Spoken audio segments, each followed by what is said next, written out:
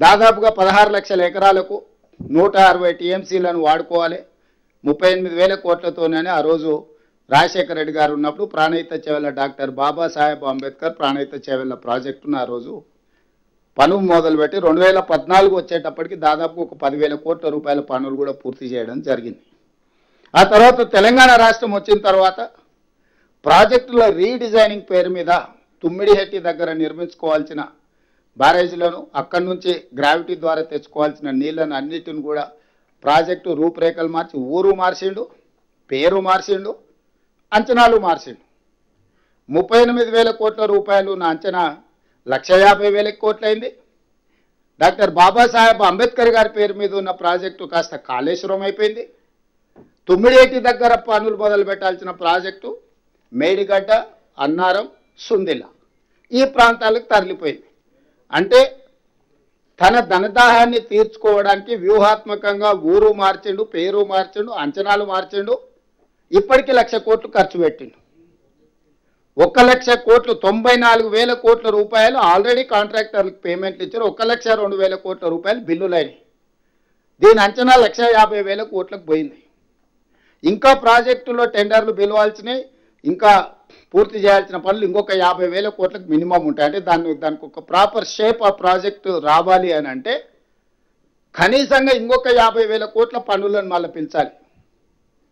38,000 కోట్లతో కావాల్సిన కాళేశ్వరాన్ని ఇప్పటికి ఉన్న దాని ప్రకారం 1,50,000 కోట్లు అయింది. మిగతా పనులు కూడా ఇందులో కలుపుకుంటే 2,00,000 కోట్ల రూపాయలు అవుద్ది. ఇందులో 1,00,000 కోట్ల రూపాయలు ఖర్చు పెట్టాను.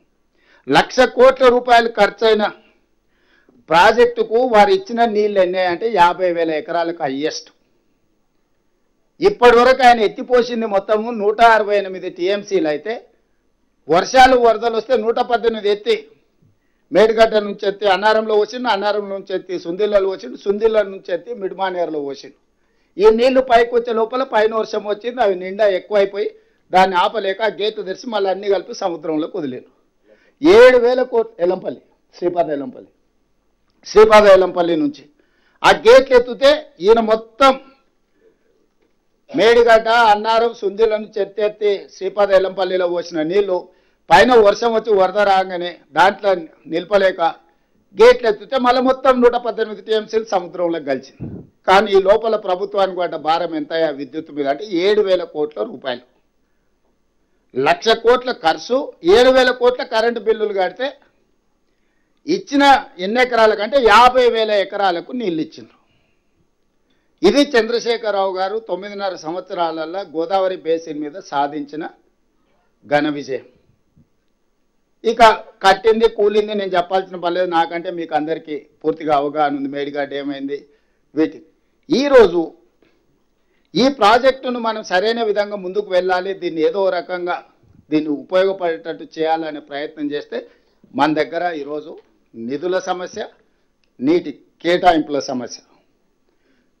ఇప్పుడు ఈ నేపథ్యంలో చంద్రశేఖరరావు గారు కానీ టీఆర్ఎస్ నాయకులు ఇప్పుడు కాంగ్రెస్ అధికారంలోకి వచ్చింది, చంద్రబాబు నాయుడు గారికి ధైర్యం వచ్చింది.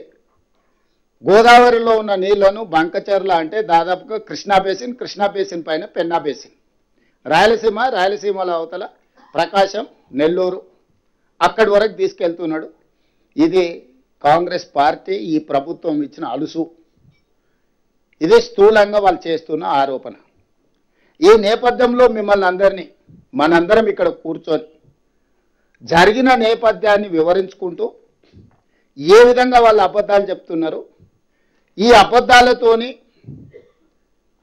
2023లో అధికారం కోల్పోయినారు, 2024లో డిపాజిట్లు కోల్పోయినారు, 2025 ఎమ్మెల్సీ ఎన్నికలలో అభ్యర్థులు దొరకలేదు. ఇది ఆ పార్టీ రాజకీయ పరిస్థితి. ఒకరోజు అధికారం పోయింది, రెండోసారి డిపాజిట్లు పోయినాయి, మూడోసారి అభ్యర్థులు దొరకలే. ఇప్పుడు ఆ పార్టీ నందుల పునరుజ్జీవనం కాదు, రిజర్వేషన్ ఆఫ్ రివర్స్ కాదు, రిజర్వేషన్ ఆఫ్ టీఆర్ఎస్ పార్టీ కోసం ఈరోజు తాపత్రయపడుతున్నారు. ఇది నర్దుల పునరుజ్జీవనం కోసం చేస్తున్న ప్రయత్నం కాదు. ఆ పార్టీని పునరుజ్జీవింపజేసుకోవడానికి నీళ్ల సెంటిమెంట్ను వాడుకోవాలి. ఈ నీళ్ల సెంటిమెంటే తిరిగి మళ్ళీ పార్టీని బతికిస్తుంది. దానికి భూతంగా ఆ పక్క రాష్ట్రంలో ఉన్న ముఖ్యమంత్రిని, ఈ రాష్ట్రంలో ఉన్న ప్రభుత్వాన్ని ఒక భూతంగా చిత్రీకరించాలని కుట్రలు ఈరోజు క్షుద్ర పూజలు చేసినట్టుగా ఆయన ఫామ్ హౌస్లో కూర్చొని ఒక ఆలోచన చేస్తున్నాడు. ఈ క్షుద్ర పూజలు చేసే ఫామ్ హౌస్ నాయకుడికి ఈరోజు ఇదొక్కటే జీవనాధారం అని ఆలోచన చేసి మనల్ని బదనాం చేయాలనుకుంటుండు. అందుకోసం వాస్తవాలను వివరించడమే కాకుండా ఇంతకుముందు ఉత్తమ్ కుమార్ రెడ్డి గారు చాలా వరకు మా ఆఫీసర్లు అంతా చెప్పారు. ఈ గోదావరి రివర్ మేనేజ్మెంట్, గోదావరి వరద జలాలు పోలవరం తర్వాత సముద్రంలో కలిసే నీళ్లు వరద జలాలు అనేది ఒక లెక్క తేల్చిండ్రు. వారే 2016 ఉమాభారతి గారి నేతృత్వంలో జరిగిన మీటింగ్లో స్పష్టంగా చంద్రశేఖరరావు గారే ఏ విధంగా ఆ రోజు సెప్టెంబర్ 21, 2016 ఈ అపెక్స్ కౌన్సిల్ మీటింగ్ జరిగింది. ఉమాభారతి గారి అధ్యక్షతనే చంద్రబాబు నాయుడు గారు మన చంద్రశేఖరరావు గారు కలిసినప్పుడు వారే స్పష్టంగా చంద్రశేఖరరావు గారి ప్రపోజల్ మూవ్ చేసిండు, చంద్రబాబు నాయుడు మూవ్ చేయలేకపోను. చంద్రబాబు నాయుడు మూవ్ చేసిండు, తెలంగాణకు అన్యాయం చేస్తుండు, ఇంత అన్యాయం ఉంటుందని మనం అనడానికి కూడా లేదు. స్పష్టంగా ఈ 8 పేజీల మీటింగ్ మినిట్స్ ఇది ఇక్కడ ఉన్న కాగితం తర్వాత సీఎంఓ నుంచి మీకు అందరికి ఇస్తారు. 8 పేజీలలో ఏం జరిగింది, ఏం చర్చ. దాంట్లో 6వ పేజీలో సెకండ్ పారాగ్రాఫ్లో స్పష్టంగా more than 1000 TMC of water is required అంటే కృష్ణా బేసిన్ కి. On the other hand, more than 3000 TMC is going waste into sea every year in Godavari river. Hence, he emphasized that as water is available, it has to be decided how best it can be utilized properly. He stressed the need for developing understanding between the two states by sitting together and amicably settling the issue. అసలు 968 టీఎంసీలు మనకు, 518 టీఎంసీలు ఆంధ్రప్రదేశ్కు కేటాయింపుల ప్రకారము ప్రాజెక్టులు కట్టుకొని ఇవి వినియోగించుకున్న తర్వాత మిగులు జలాలు ఎన్నున్నాయి, వరద జలాలు ఎన్నున్నాయని అప్పుడు లెక్క తెలుస్తుంది. పైనున్న ప్రాజెక్టులు మనం 700-800 టీఎంసీలకు కూడా ప్రాజెక్టులు కట్టుకోలే. మనకు సమ్మక్క సారలకు నీటి కేటాయింపులు రాలే, సీతారామకు నీటి కేటాయింపులు రాలే. నువ్వు తుమ్మిడేటి దగ్గర ప్రారంభిస్తున్న ప్రాజెక్టు ఇంకా లెక్కలలో అట్లనే ఉంది. ఈరోజు శ్రీరామ్ సాగరు కట్టిన దానికి మొత్తం స్టిల్తో నిండిపోయి దాదాపుగా 40-50 టీఎంసీలు దాని రిజర్వాయర్స్ కెపాసిటీసే తగ్గిపోయినాయి. మరి గోదావరి బేసిన్ మీద 968 టీఎంసీల నికర జలాలు కేటాయింపున్న తెలంగాణ రాష్ట్రం ఆ 968 టీఎంసీలకు ప్రాజెక్టులు కట్టుకొని వినియోగించుకున్న తర్వాత వాటి వాడకం అయిపోయిన తర్వాత ఆ తర్వాత ఆంధ్రప్రదేశ్ కూడా 518 కట్టుకుంటే ఇంకా మిగులు జలాలు ఆ పైన వచ్చేటి వరద జలాలు. మరి చంద్రశేఖరరావు గారికి ఏ దేవుడు చెప్పిండో 3000 టీఎంసీలు ప్రతి సంవత్సరం వరద జలాలు సముద్రంలో కలుస్తున్నాయని లేని ఏగు పెట్టి రాచపుండును పెట్టిందే చంద్రశేఖరరావు.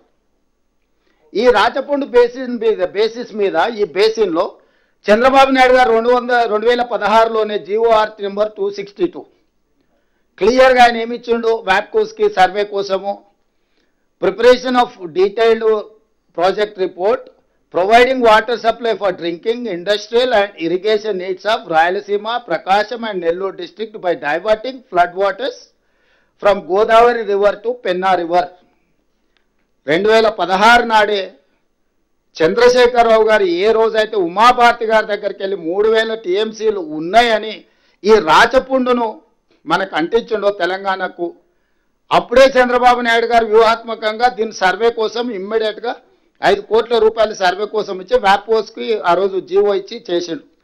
దాని తర్వాత ఇన్ కంటిన్యూషన్ ఆఫ్ దట్ ఇంకా అవతల నుంచి కూడా తీసుకెళ్ళడానికి మళ్ళీ GOR నెంబర్ 230 29/3/2018 ఇంకొక జీవో ఇచ్చింది దీని కొనసాగింపుగా. ఈ రెండింటి నేపథ్యంలో ఫేజ్ 1 కింద దాదాపుగా 200 పేజీల రిపోర్టు వ్యాప్కోస్ వాళ్ళు ఆంధ్రప్రదేశ్కి 2018లోనే సబ్మిట్ చేశారు. దాంట్లో 4 రకాల ప్రతిపాదనలు. పెన్నాకు గోదావరి జలధార 4 ఆప్షన్స్ ఇచ్చారు. ఆప్షన్ 1, ఆప్షన్ 2, ఆప్షన్ 3, ఆప్షన్ 4 4 రకాల ఆప్షన్స్ ఉన్నాయి. ఇందులో option 4 is the best option. దీని ప్రకారం 400 టీఎంసీలు తీసుకొచ్చి ఈ రోజు మనం 200 టీఎంసీ గురించి మాట్లాడుతున్నాం. యాక్చువల్గా this project is design for 400 TMC, not for 200. టెంపరీగా ఇన్ఫ్రాస్ట్రక్చర్ అంతా 200 టీఎంసీకి చూపిస్తున్నారు, కానీ వాళ్ళు సివిల్ వర్కులు మొత్తము ఇప్పుడు పంపించిన PFR ఏదైతే ఉందో ఫీజిబిలిటీ రిపోర్ట్ ఏదైతే ఇచ్చిండ్రో